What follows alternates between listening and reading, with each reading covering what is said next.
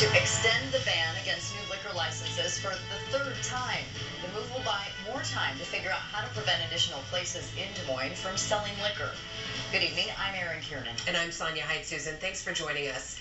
In March of 2011, the state legislature passed a bill that would allow gas stations and convenience stores to sell liquor in addition to wine and beer. The city of Des Moines says it's seen an influx of licenses.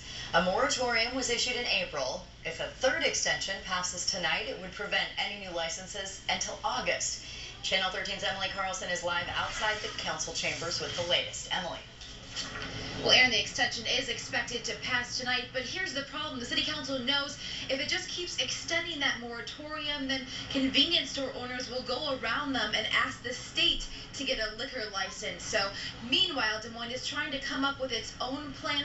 It's all to prevent their fear of what they say could happen to Des Moines if every gas station and convenience store in the city is allowed to sell liquor. If you want to get people in the Riverbend neighborhood excited, I have seen ladies get in a car, get on the car, some kind of like things like that.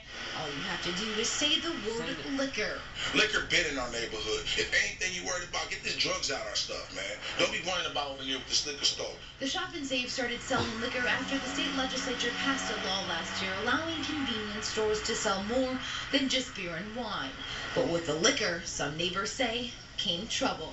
We have to call the police sometimes. Like, sometimes, I don't know, I order too much. Sometimes people fighting. What about some shoot or something, you know, and...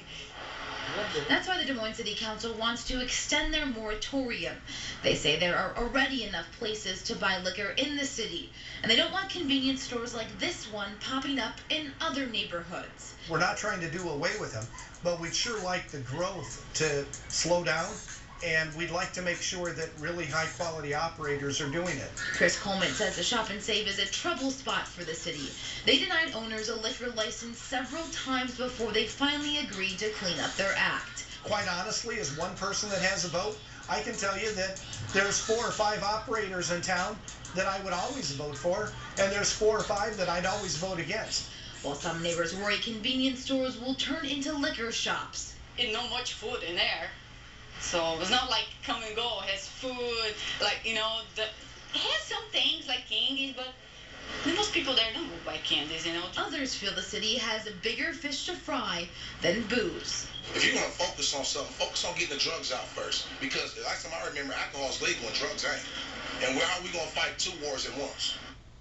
The city council is working to change their zoning requirements to prevent new convenience stores from getting a liquor license, but the problem is the ones that are already in existence are being grandfathered in, so the city council is working on restrictions for convenience stores already in place that would get a liquor license, Aaron. Things like only selling booze certain hours of the day and then placing it behind counters, places where people aren't readily able to grab them.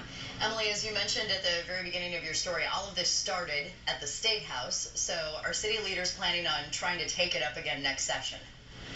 Well, that's the goal, is to get lawmakers next year at the Capitol to pass a requirement or pass something that would exempt them. But, Aaron, that's months away, so they're going to have to do something until then to deal with the situation. Yeah, 6 months from now. All right. Thanks, Emily.